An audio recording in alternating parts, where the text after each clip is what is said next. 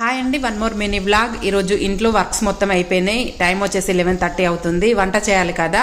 గార్డెన్లో ఏమైనా కూరగాయలు ఉన్నాయా తీసుకెళ్ళి వంట చేద్దామని అయితే అనుకొని గార్డెన్లోకి అయితే వచ్చిన చూసేసరికి నాకు తోటకూర చెట్లు అయితే ఉన్నాయండి. కాకపోతే నేను అనుకున్నది ఒకటి అయింది ఒకటి జరిగింది. లాస్ట్లో చెప్తాను మీకు, ఓకేనా.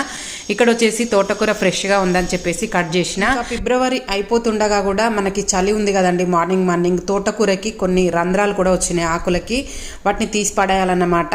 ఇంకా ముదిరిన ఆకులు పడేస్తూ కొంచెం నాకు అవసరం ఉన్న ఆకులను అన్ని కట్ చేసుకుంటున్నా. మీరు గమనించినట్లయితే మా గార్డెన్ లో ఎక్కడ గడ్డి కనబడట్లేదు కదండి, వేస్ట్ గడ్డి.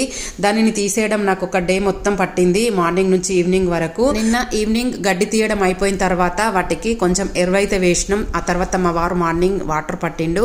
ఎంత ఫ్రెష్ కూరగాయలు తింటామో అంత కష్టం చేస్తూనే ఉండాలి. అందులో ఎప్పటికి పని చేస్తూ ఉంటేనే ఆ చెట్లు అనేవి మనకి కూరగాయలు ఇస్తాయి అన్నమాట. దాదాపుగా మా ముగ్గురికి సరిపడేంత ఆకైతే